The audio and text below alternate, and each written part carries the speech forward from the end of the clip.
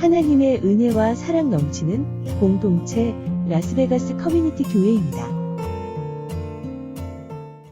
여러분들 혹시 기억하실지 모르겠지만은 코로나 바이러스 문제가 생기기 이전에 사실 에베소서 강해를 계속 하고 있었습니다. 그런데 이제 정확하게 에베소 4장 6절까지 이제 8번에 걸쳐 가지고 에베소서 강해를 이제 진행을 했었는데 이 코로나 바이러스 문제로 인해서 잠시 이제 중단을 한 것입니다. 사실 에베소서 강의를 시작했던 이유가 있습니다. 그게 뭐냐면은 올 한 해 동안에 교회를 재정비하고 또 교회가 더욱더 건강한 교회로 나아감에 있어서 필요한 그런 발판들을 또 마련하기 위해서입니다. 그래서 올 초에 이제 목자 뭐 이렇게 세웠던 그런 일이 있었고, 작년에는 사역 팀장들을 또 세웠던 적이 있었습니다. 바로 그런 것들을 이제 정확하게 잘 구분해서 운영해 나아가기 위한 그런 것들을 우리가 발판을 다지기 위해서 에베소서를 우리가 강해를 사실 했는데, 이 코로나 바이러스 이 문제로 인해서 차질을 빚게 된 겁니다. 모든 일이 다 그런 것처럼 마음먹은 대로 다 되는 것은 사실 많이 없는 것 같습니다. 그렇지만 그럼에도 불구하고 오늘부터 다시 이제 에베소서 강해를 이어서 이제 시작을 또 하려고 합니다.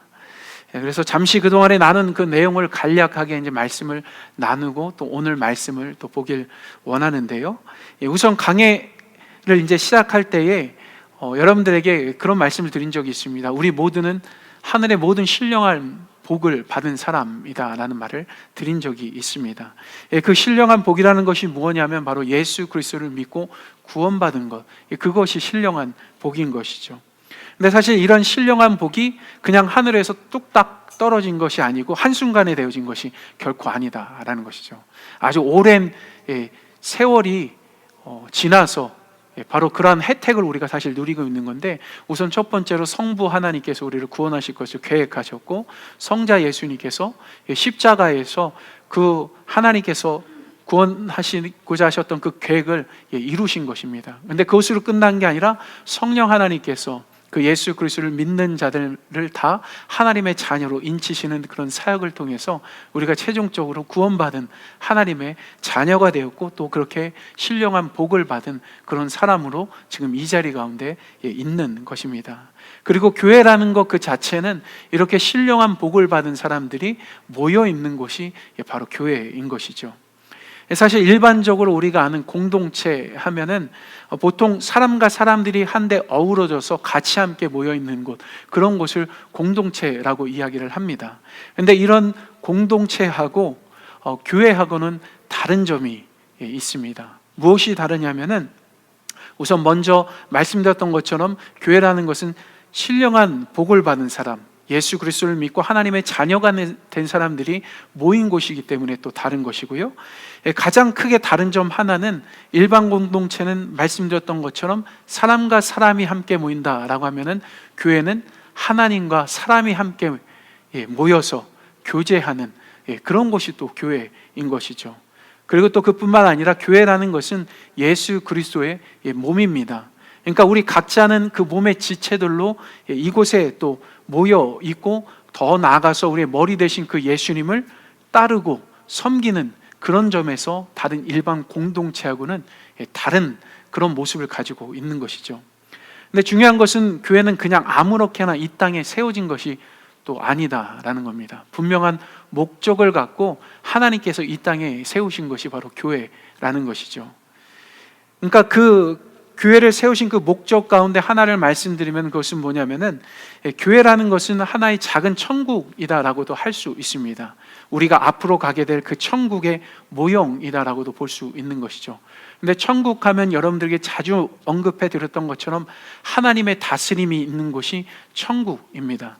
그러니까 교회라는 것은 바로 하나님의 그 다스림을 받는 곳, 그것을 경험하는 곳, 그리고 우리가 앞으로 가게 될 그 천국을, 그리고 그곳에 살아갈 그 삶을 예행 연습하는 곳이 사실 교회인 것입니다. 그리고 또 하나님께서 교회를 세우신 목적은 또한 하나님의 그 다스림을 또 경험하는 것뿐만 아니라, 바로 예수님께서 이 땅 가운데서 오셔서 하셨던 많은 일들이 있습니다. 바로 그 일을 계승받아서 그것들을 하기 위해서 어떻게 보면은 예수님께서 이 땅에 남겨놓고 가신 몸이다라고 할 수 있는 겁니다. 그러니까 예수님은 하늘에 계시지만은 예수님의 몸은 이 땅에 있는데 이 땅에 있는 몸이 바로 교회이고 그 교회에 소속되어 있는 사람들이 바로 여기 모여 있는 바로 우리들인 것이죠. 바로 그러한 목적을 가지고서 하나님께서 교회를 세우신 것입니다.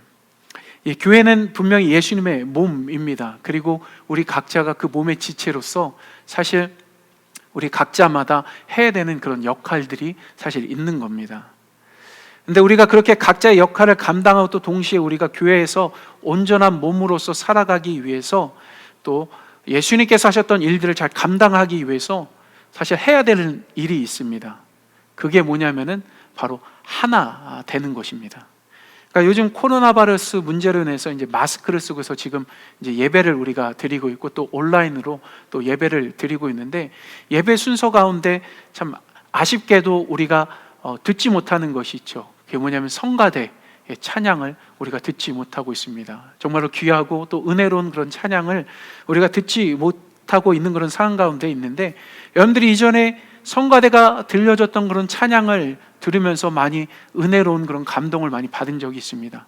그럼 여러분들이 그렇게 은혜로운 그 감동을 받았던 이유가 여러분들 무엇이겠습니까?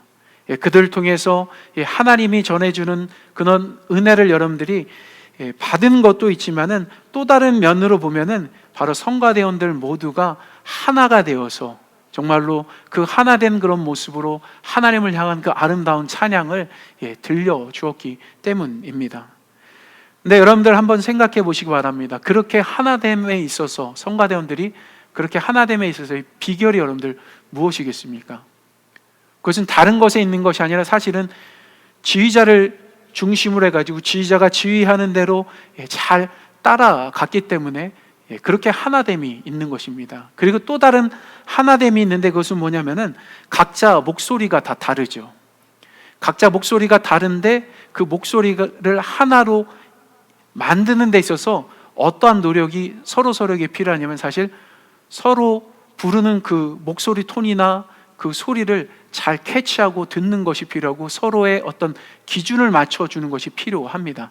그러니까 그런 것을 통해서 목소리를 평준화시키고 또 각자 맡은 그 파트를 잘 감당함으로 인해서 아름다운 멜로디와 그런 은혜로운 찬양을 들려줄 수 있는 것입니다. 사실 교회 하나됨도 이런 것하고 사실 비슷한 겁니다. 그러니까 교회의 머리 대신 그 예수님의 그 지휘를 따라서 우리가 잘 순종하고 우리가 각자 맡은 그 일에 충성할 때 온전한 하나됨을 보일 수 있는 것이고 더 나아가서 각자 서로를 돌아보면서 또 겸손한 마음으로 서로를 사랑하고 돌보고 또 용납할 때 그렇게 하나 되어질 수 있는 것입니다. 특히 오늘 본문 위에 있는 3절 말씀에 보면은 어떤 말씀이 있냐면은 평안에 매는 줄로 성령이 하나 되게 하신 것을 힘써 지키라라는 그런 말씀이 있습니다. 여러분들 교회가 처음 세워졌을 때 어떤 사건이 있었습니까?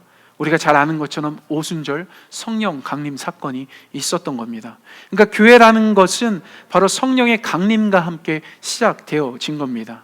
근데 그렇게 성령의 그 임재 가운데 나타났던 하나의 현상이 있었습니다. 뭐 방언, 복음 전하고 뭐 이런 것도 있지만은 어떤 반응이 있었냐면 바로 하나됨이 있었다라는 것이죠.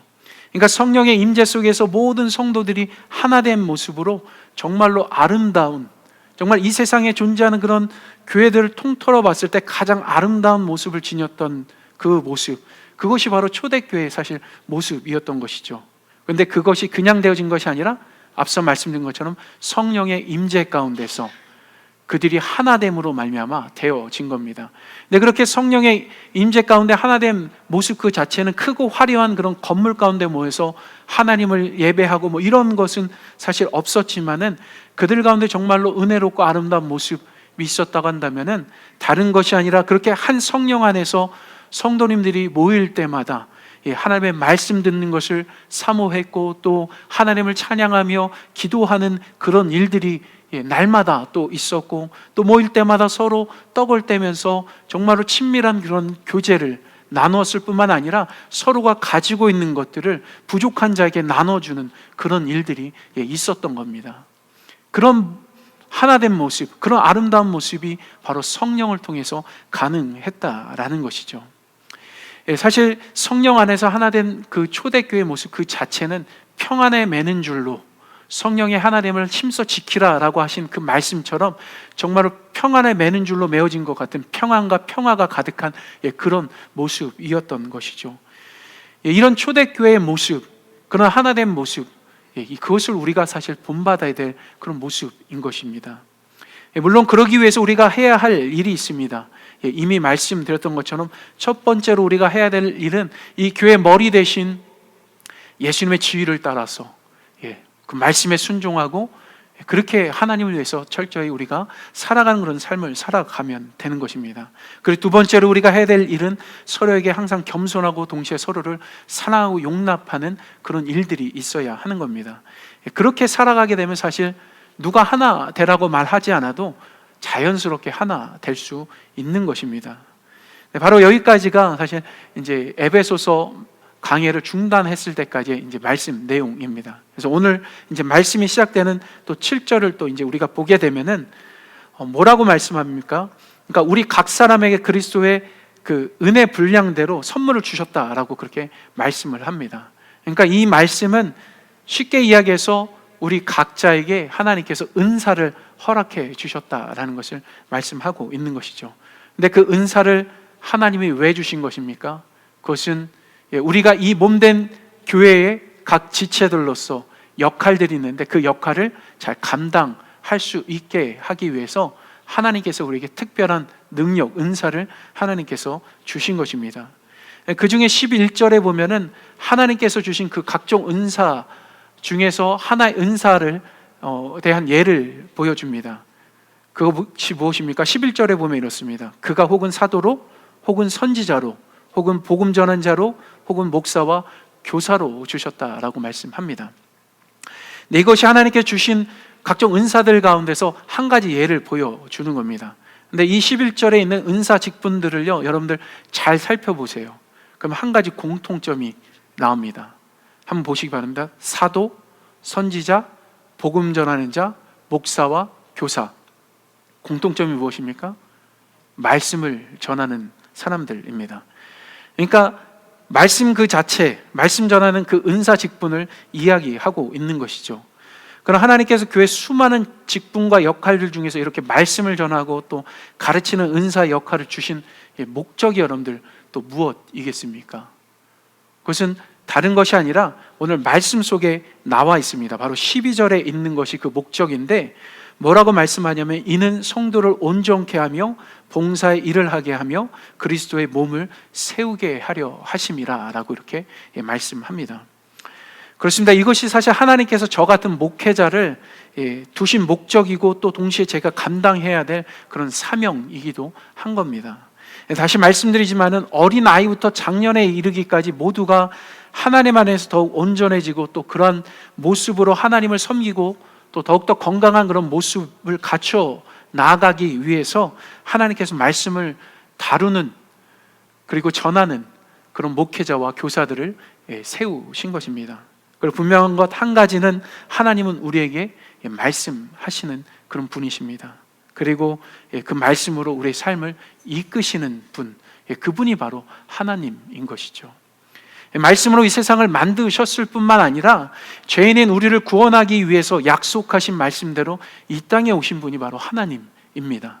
그리고 그 말씀대로 십자가에 오르셔서 우리를 구원해 주신 분이 바로 하나님인 것이죠. 지금도 하나님은 우리 삶 속에서 사실은 다양한 방식을 통해서 말씀하십니다. 그 중에 하나님께서 저 같은 목회자를 말씀을 전하는 도구로 사용하시는 것이죠. 사실 요즘 인터넷으로 인해서 집에 앉아가지고 이제 한국의 이제 유명한 그런 목사님들이 전하는 설교를 듣고 은혜 받을 수 있는 아주 좋은 그런 삶을 누리면서 우리 모두는 살아가고 있습니다. 솔직히 아마 제가 전하는 말씀과 그렇게 한국에서 이렇게 유명한 그런 목사님들, 인터넷에서 흔히 볼 수 있는 그런 목사님들 설교를 여러분들 비교해 보시면은 많은 차이점이 있을 수 있습니다. 제가 좀 많이 부족해서 그럴 수도 있는데 약간 이제 간이 덜 맞은 듯한 그런 음식을 먹는 듯한 그런 느낌을 여러분들 받을 때도 있을 것이고, 왠지 모르게 딱딱하다라는 그런 느낌을 여러분들 받을 때도 있습니다.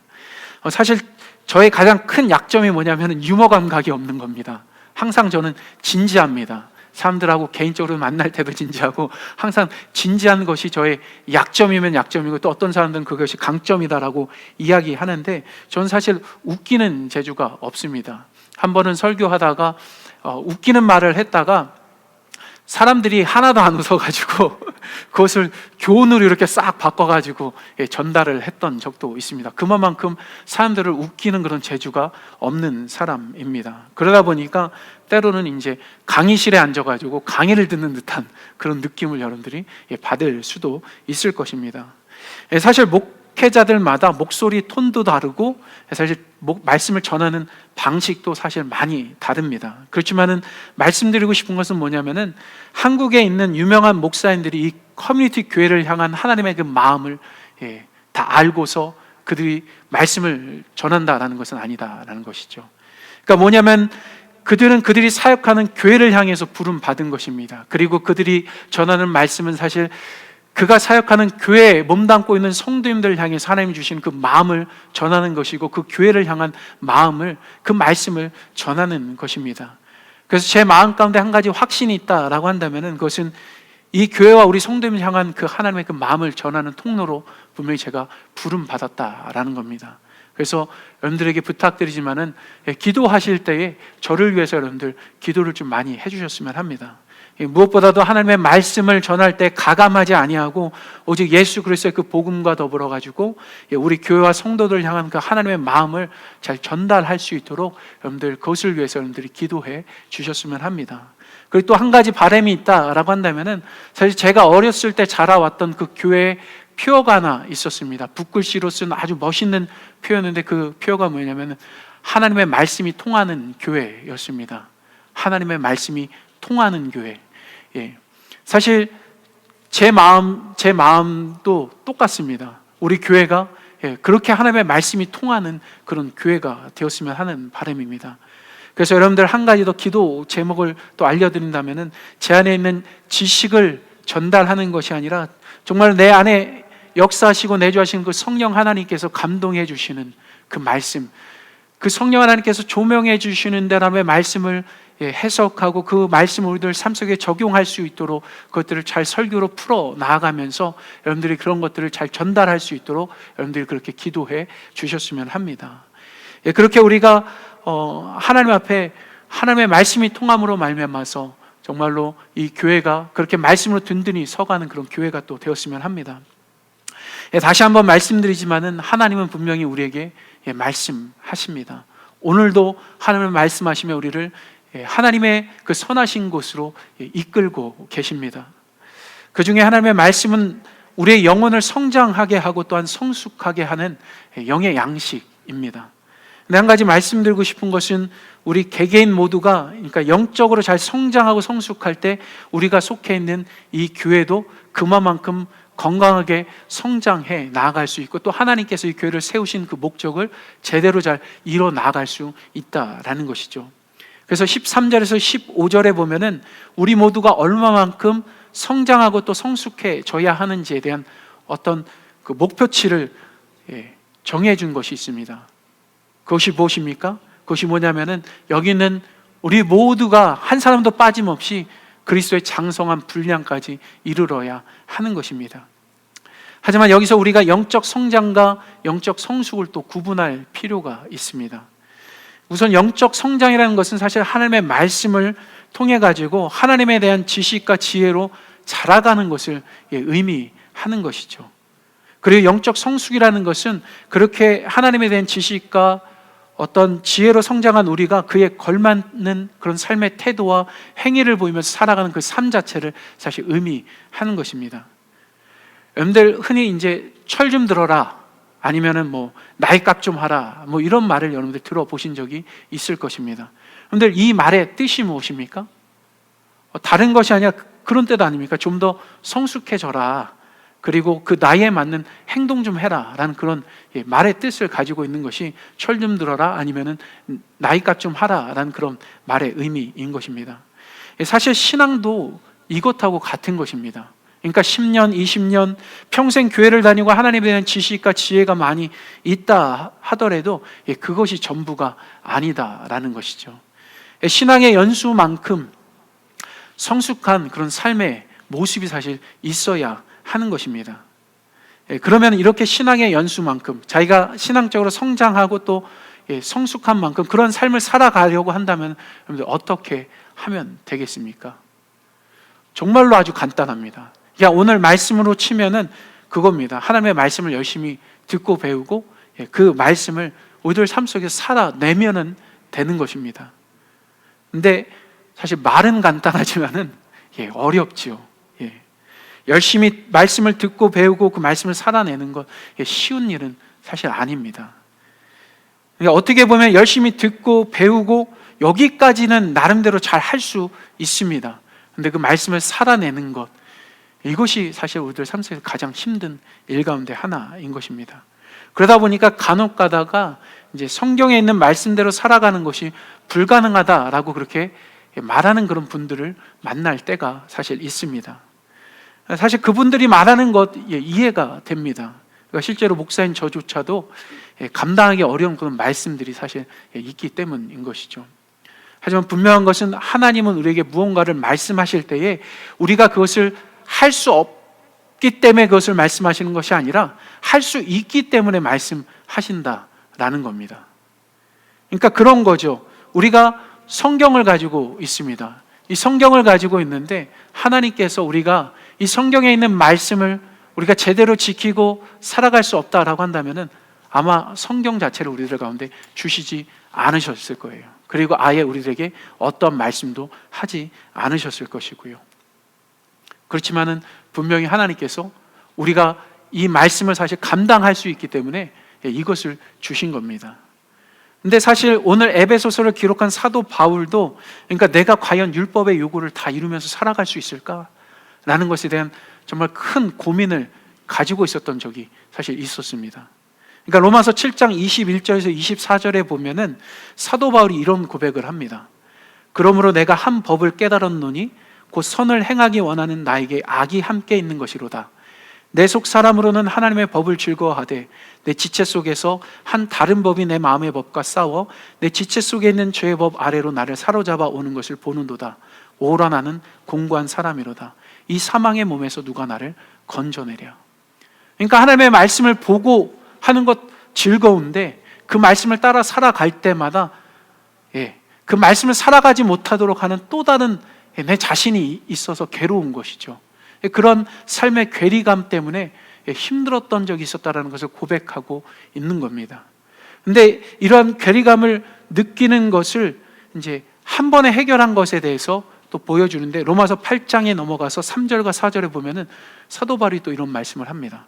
율법이 육신으로 말미암아 연약하여 할 수 없는 그것을 하나님은 하시나니 곧 죄를 인하여 자기 아들을 죄 있는 육신의 모양으로 보내어 육신의 죄를 정하사 육신을 쫓지 않고 그 영을 쫓아 행하는 우리에게 율법의 요구를 이루어지게 하려 하심이라. 그 영을 쫓아 행하는 우리에게 율법의 요구를 이루어지게 하려 하심이니라. 네, 이 말씀은 곧 율법, 그러니까 성경이 요구하는 삶을 만족시킬 수 있는 그 방법을 보여주는 겁니다. 그 방법이 뭐냐면 바로 우리 안에 내주하고 계신 그 성령 하나님을 따라 살아가게 될 때 그것이 가능하다라는 것을 보여주는 겁니다. 근데 우리가 이것을 이해하기 위해서 알아야 할 것이 있습니다. 그게 뭐냐면은 하나님의 말씀 자체가 육에 속한 것이 아니라 사실 영에 속한 것이다라는 것이죠. 뭐에 속했다라고요? 하나님의 말씀은 영에 속한 것입니다. 왜냐하면은 하나님은 영이시기 때문입니다. 그리고 성경이라는 것은 그 영이신 하나님께서 하신 말씀을 기록한 것입니다. 그래서 디모데후서 3장 16절에 보면은 모든 성경은 하나님의 감동으로 그렇게 되어졌다라고 말씀합니다. 네, 하나님의 감동으로 되어졌다라는 것만 보더라도 하나님의 말씀 자체가 영적이라는 것을 우리는 알 수 있는 것이죠.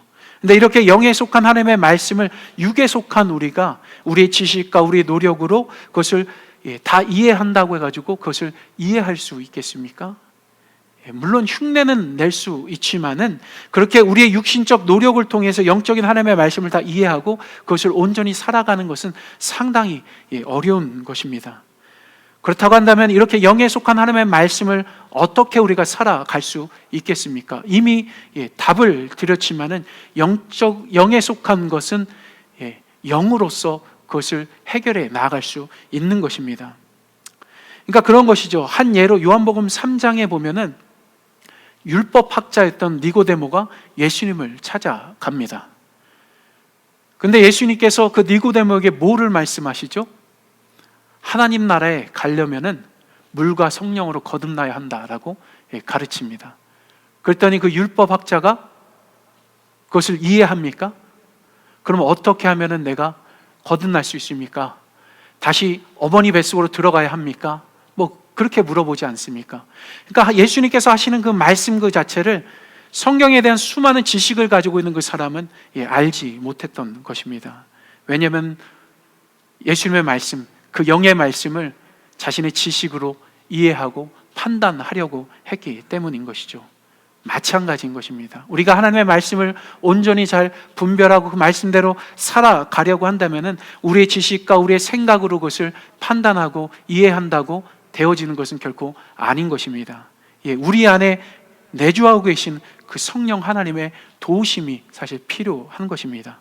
그래서 요한복음 14장 26절에 보면은 보혜사 곧 아버지께서 내 이름으로 보내실 성령, 그가 너에게 모든 것을 가르치시고 내가 너에게 말한 모든 것을 생각나게 하시리라 라고 그렇게 예수님께서 말씀하십니다. 네, 이것이 성령 하나님께서 우리들 안에 계시면서 하시는 일인 것입니다. 우리가 보통 성령 하나님 하면은 거의 대부분 떠오르는 이미지는 불꽃, 막 이런 것들, 능력, 막 이런 것들을 생각하지만은, 그것도 맞지만은 진짜 성령 하나님께서 우리들 가운데 오셔서 하시는 말씀은, 하시는 그 사역은 하나님의 말씀을 정확하게 우리가 알아갈 수 있도록 도와주시는 그런 역할을 하는 것입니다. 그래서 보혜사라는 그 뜻이 무엇입니까? 상담자, 조력자, 조언자라는 그런 뜻을 가지고 있는 것입니다. 결국 실질적으로 우리가 영적으로 성장하고 또한 더 나아가서 성숙한 모습으로 나아감에 있어서 성령 하나님의 도우심 없이는 불가능한 것입니다. 그렇기 때문에 우리는 우리의 힘과 노력으로 하나님의 말씀을 온전히 살아가기 원한다면 성령 하나님, 특히 우리 안에 계신 그 성령 하나님을 의지하면서 나아가야 하는 것입니다. 성령 하나님은 우리와 항상 함께 하십니다. 무엇을 하든지 간에 성령 하나님께 한 번씩 물어보는 그런 시간들을 여러분들 가져보시기 바랍니다. 물어본다고 해가지고 좀 이상하게 생각할 수 있지만 다른 것이 아닙니다. 기도하고 같은 것입니다. 하나님, 내가 오늘 이 말씀을 보는데 이 말씀이 이해가 잘 안 되네요. 하나님, 이 말씀을 잘 알 수 있도록 성령 하나님 도와주세요. 그것이 기도 아닙니까? 그렇게 우리가 나아가게 될 때 하나님은 분명히 우리가 말씀 속에서 제대로 파악하지 못하는 것들을 보여주실 것이고 또한 그 말씀을 살아감에 있어서 큰 힘과 또한 능력을 주님께서 허락해 주실 것입니다. 그리고 또한 우리를 성장해 주실 뿐만 아니라 성숙한 그런 모습, 진짜 그리스도인의 그 모습으로 살아갈 수 있도록 이끌어 주실 것입니다. 다시 한번 말씀드리지만 교회는 예수 그리스도의 몸입니다. 그리고 우리는 예수 그리스도의 그 몸에 속한 지체들인 것입니다. 결국 교회 건강함과 더불어서 우리 교회가 하나님이 세우신 그 목적을 온전하게 이루어 드리는 그 비결은 다른 것에 있는 것이 아닙니다. 정말 우리 교회에 속한 그런 어린아이부터 장년에 이르기까지 우리 모두가 하나 되어가지고 그리스도의 그 장성한 분량까지 자라갈 때에 하나님께서 이 교회를 세우신 목적과 그 뜻을 온전하게 이룰 수 있는 것입니다. 결국 이런 이유 때문에 사실 우리가 그렇게 그리스도의 장성한 분량까지 성장해야 하는 것이고 더 성숙한 모습을 갖춰야 하는 것입니다. 하지만 반드시 알아야 할 것은 그런 성숙함과 성장은 우리의 힘으로 가능한 것은 아니다라는 겁니다. 무엇으로 가능합니까? 성령 하나님, 그분을 통해서 가능한 것입니다. 그렇습니다. 비록 힘들고 어려운 시기를 우리가 보내고 있습니다. 하지만 그럼에도 불구하고 우리 교회는 정말로 하나님의 말씀으로 더욱더 든든하게 서가는 그런 교회가 되었으면 합니다. 그러기 위해서 날마다 성령 하나님의 그 도우심을 따라서 하나님의 말씀을 우리가 묵상하고 그 말씀이 잘 이해가 되지 못하면은 그 성령 하나님 앞에 묻고 나아가는 그런 삶의 모습으로서 그 말씀이 우리들 삶의 일부가 되어지고 그 말씀을 온전하게 살아 나아가는 우리 모두가 되었으면 합니다. 그런 하나님의 사람들이 되길 주님의 이름으로 또 축원합니다.